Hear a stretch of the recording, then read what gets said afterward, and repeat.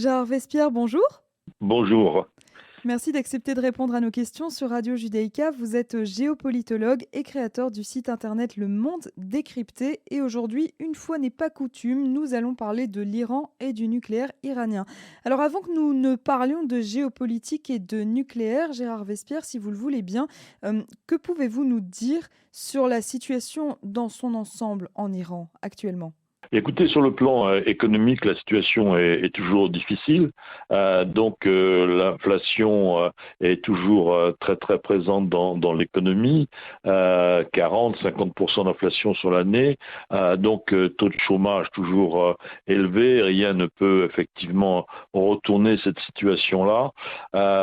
Tant qu'il n'y a pas des recettes nouvelles de l'État iranien, donc ça veut dire plus de ventes de pétrole, ou en tout cas des ventes de pétrole à des cours qui soient ceux du marché mondial, et non pas discountés comme cela peut se passer actuellement, donc avec des prix plus bas, à rabais, pour donc allécher les clients, et donc pouvoir vendre quand même un petit peu de volume, même si c'est très très réduit.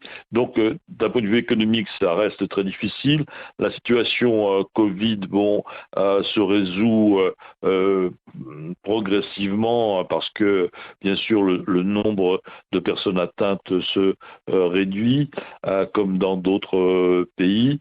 Et troisièmement, sur le plan social, eh bien, il y a toujours des manifestations, et on doit dire qu'il y a des opérations menées par l'organisation des combattants du peuple iranien, l'organisation des Moudjahidines du peuple iranien, qui sont de plus en plus visibles, avec donc des destructions de panneaux à l'effigie de Khamenei ou de Soleimani, et puis maintenant des opérations vraiment très frappantes pour les esprits, consistent à détourner des systèmes donc sonores dans des grands halls commerciaux, là où vous avez normalement de la publicité ou de la musique d'ambiance, et donc ces réseaux sonores sont détournés pour scander des slogans contre le régime. Il y a même eu des projections d'images géantes sur des bâtiments, donc à l'effigie de Madame Rajavi, qui est la présidente élue du Conseil national de la résistance iranienne. Donc le régime est de plus en plus, en tout cas les médias se feront l'écho des inquiétudes du régime quant à l'activisme de la résistance contre le régime. Alors Gérard Vespierre, ça fait un certain temps maintenant que les puissances du JCPOA négocient à Vienne pour tenter de sauver l'accord de 2015 sur le nucléaire iranien. Il y a quelques mois, on avait le sentiment qu'un accord était proche, du moins c'est ce qu'affirmaient certains responsables, mais finalement, est-ce qu'on n'a pas l'impression qu'en ce moment, on fait un petit peu du surplace dans ces négociations? Alors effectivement, et il y a différentes raisons à cela, et donc une de ces raisons, c'est tout d'un coup l'arrivée de cette flagrante perturbation que constitue la guerre en Ukraine, et donc aussi l'envolée des prix du pétrole. Donc face à cette tension-là, il est bien évident que l'arrivée de pétrole supplémentaire de la part de l'Iran pourrait être un signe très très intéressant, et les Iraniens essayent de monnayer cela en échange de nouvelles concessions. Et ces nouvelles concessions concernent en priorité le fait de demander aux États-Unis de retirer le mouvement donc des gardiens de la Révolution, des mouvements qui sont sur liste noire de la part du département d'État, donc des mouvements terroristes. Et donc il y a là un jeu diplomatique entre l'Iran et les États-Unis, visant cette question très précise du retrait du mouvement des gardiens de la Révolution de la liste donc des organismes noirs, des organismes sous sanction.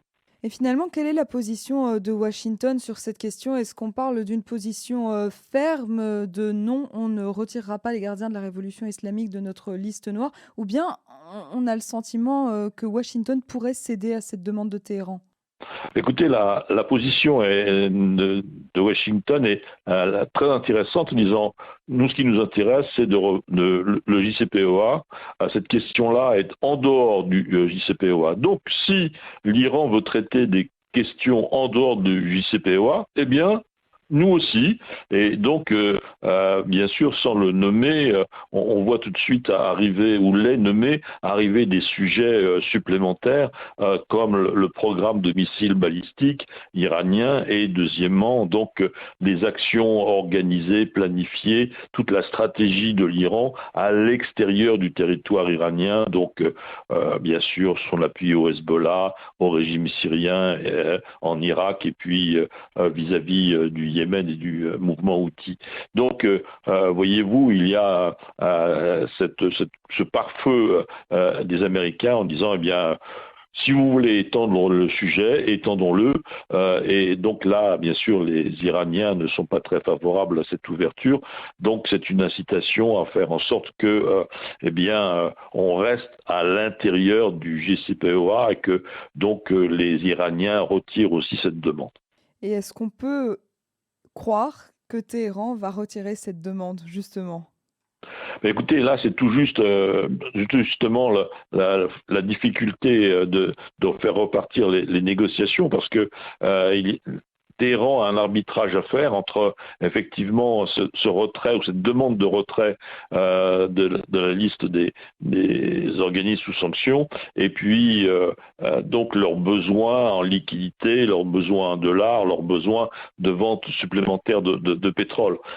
Donc là, les Iraniens ont un choix à faire, et je pense que le choix des dollars à court terme devrait être la priorité. Finalement, même s'ils ne négocient pas directement, les 2 grands acteurs dans ce dossier, ce sont surtout les États-Unis et l'Iran. Pour le moment, on voit qu'ils se rejettent tous les 2 la responsabilité du non-avancement des négociations de Vienne. Gérard Vespierre, si en définitive on n'arrive pas à un accord sur le dossier nucléaire, qu'adviendra-t-il? Écoutez, je pense qu'on a eu un accord. Donc l'histoire prouve que c'est possible. Donc il serait étonnant qu'on ne puisse pas avoir un accord à nouveau. D'autant plus que donc l'Iran a besoin de sortir de son isolement économique, parce que les accords avec la Chine sont insuffisants pour développer le pays, qui maintenant est à 83 millions d'habitants, n'est-ce pas? Donc il y a un énorme marché, et il faut absolument que l'Iran puisse s'ouvrir plus largement au commerce international. La guerre en Ukraine que l'on a mentionnée est aussi une opportunité, entre guillemets, que les Russes regardent de très très près, parce que il est bien évident que s'il y a un volume de pétrole iranien supplémentaire qui arrive sur le marché, cela ne fait pas leur affaire.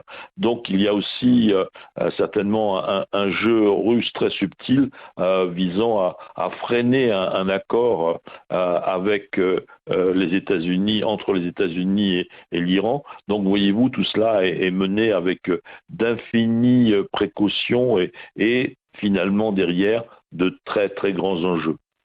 Merci beaucoup Gérard Vespierre d'avoir accepté de répondre à nos questions sur Radio Judaïka. Je rappelle à nos auditeurs que vous êtes géopolitologue et créateur du site internet Le Monde Décrypté, que j'invite, comme chaque fois, nos auditeurs à aller consulter. Merci beaucoup. Merci à vous.